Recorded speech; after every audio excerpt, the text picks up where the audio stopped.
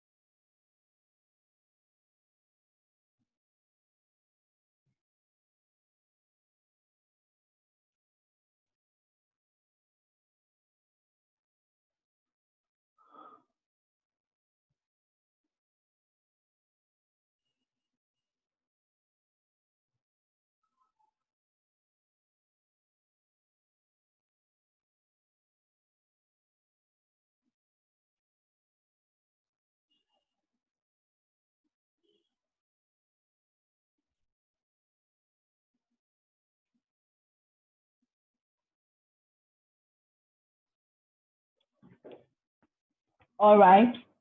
So in this, we are going to speak about Mesopotamia. So we get a glimpse. You first speak about the sources, okay? So we will say we get a glimpse of Mesopotamia in the Old Testament, which is the first part of the Bible. The account of Mesopotamia has been given in many cantos of the Old Testament. For example, in the book of Genesis, the part of Old Testament, we find an account of Shimmer. Shimmer, which is considered, which everyone thinks was Sumer. It tells us that there were many brick-built cities. Since there is no mention of Mesopotamia in the Old Testament, many scholars and travelers of Europe take it the land of their ancestors. So they assume the land of ancestors is Mesopotamia. When archaeological discovery began, many European scholars tried to discover the tablet which contains the story of flood, which is given in the Bible. So in the Bible, there is a story of flood, and many European scholars, made it their motto of life to find the tablet which had the story of flood in it when the archaeological discovery of Mesopotamia had begun. So you mentioned about Mesopotamia, how we found out about Mesopotamia, what are the sources? You can add a few other sources over here also. After that, the account of this devastating flood is not only found in Bible and the literature of Mesopotamian. This account is also found in the literature of other countries in one form or the other. This I had told you all in the beginning when we had done the first chapter also, that most of the countries, religions, communities, all of them have a story of the flood. There is always a story of the flood. And I had told you all, find out how life changes before and after the flood. That was an activity I had told you all. The Bible says when this devastating flood was imminent, which could destroy all earth, the Almighty assigned the task of sustaining on earth after the devastating flood to Noah. So then they are talking about the story that is there in the Bible about Noah's ark. So sheep, Noah built a very large ship and kept a pair of each species of animals on it. Thus, when every other thing was destroyed by the flood, his ship remained safe, along with the pairs of all species, and so began a new life on earth. This is the story of the Bible. Remember, the question is, what do the ancient stories tell us about the civilization of Mesopotamia? Okay.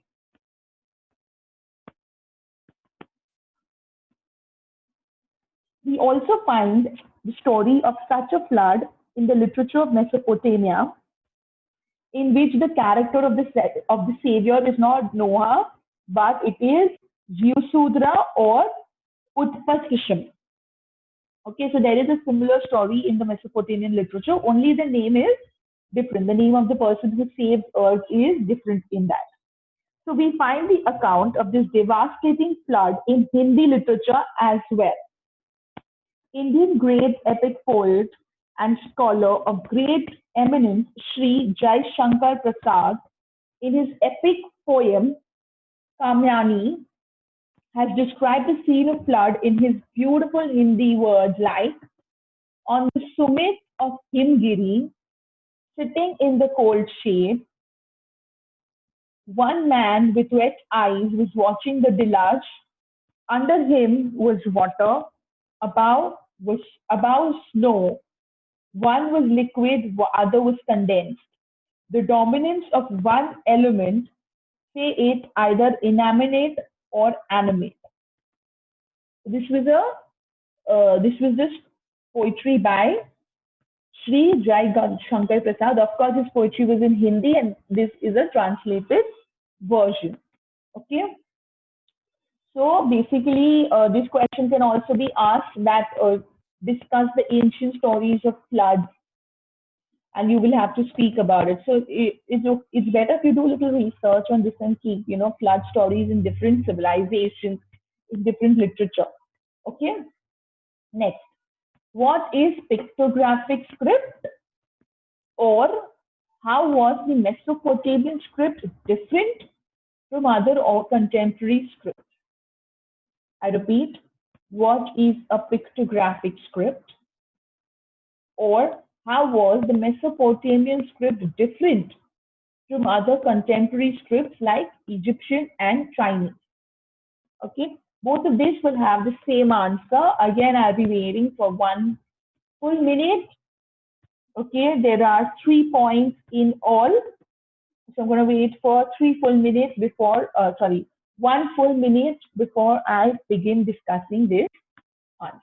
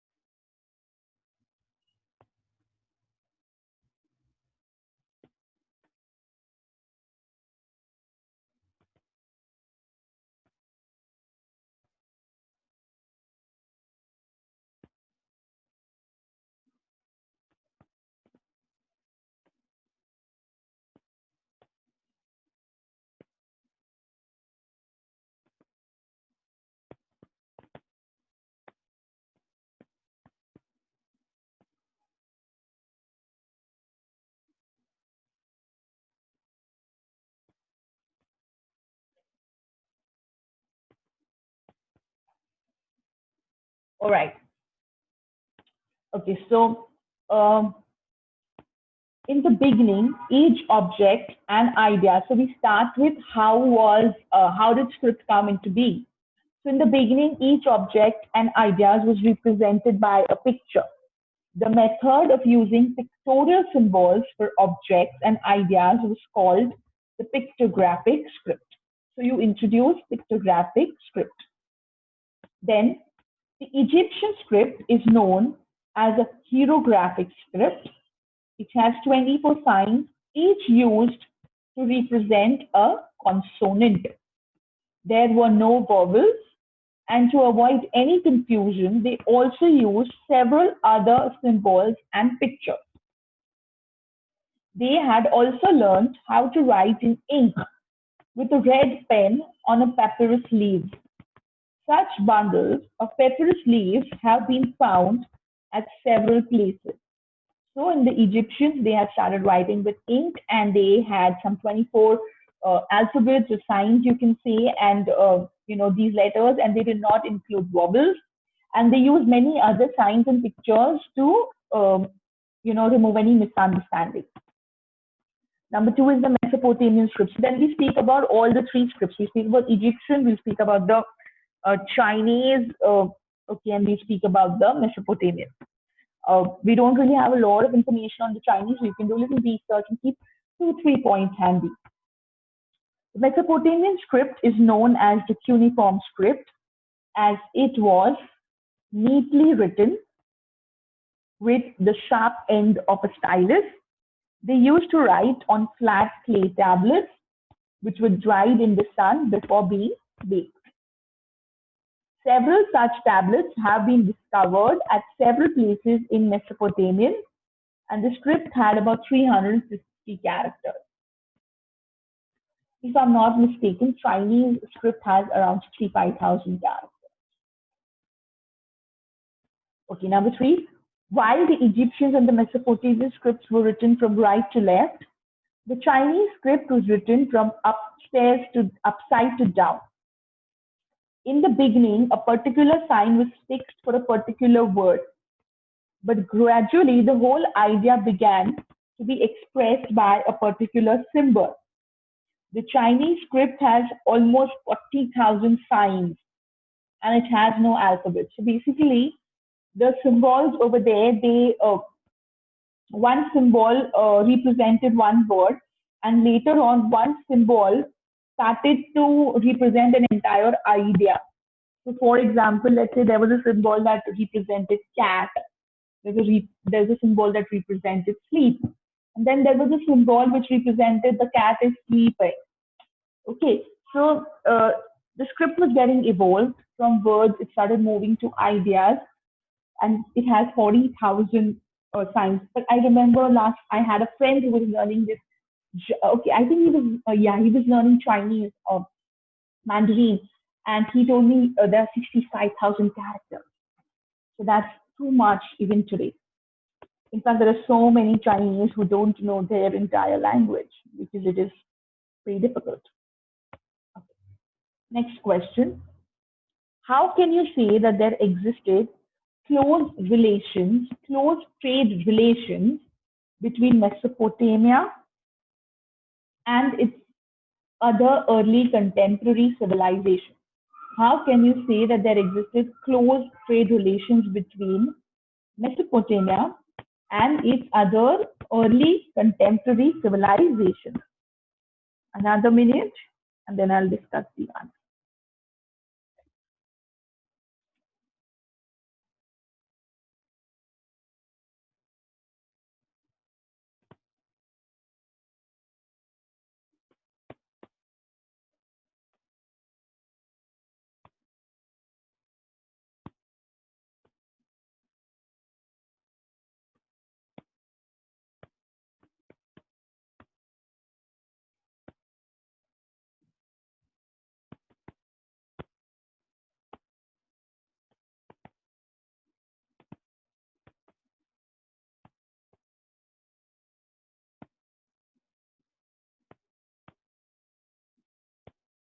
All right.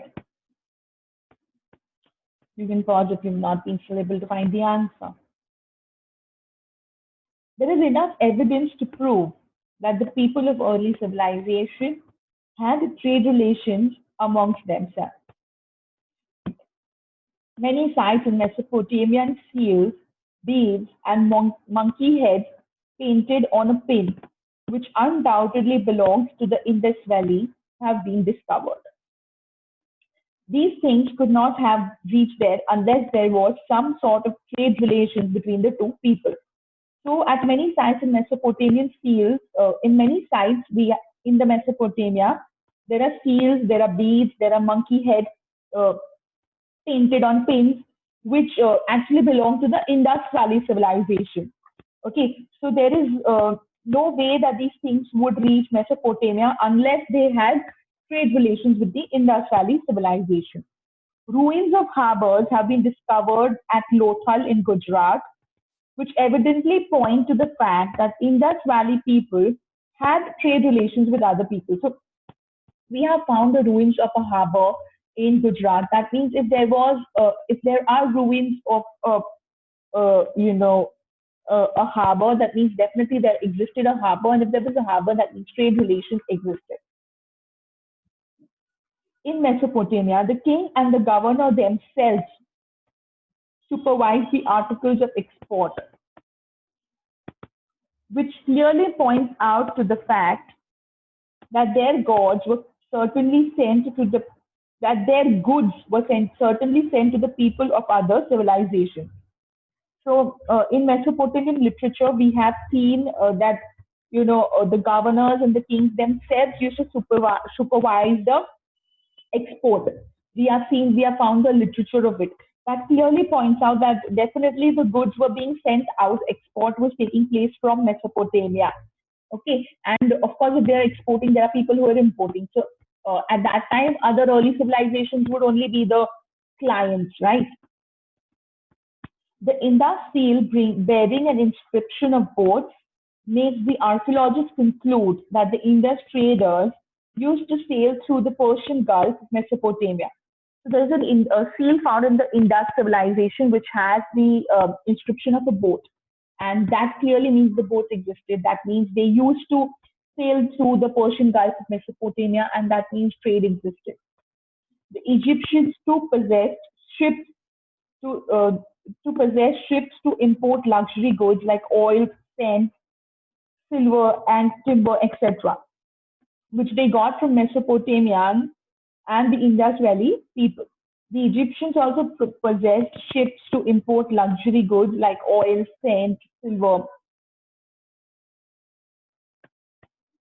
and timber, which they got from Mesopotamians and the Indus civilization people.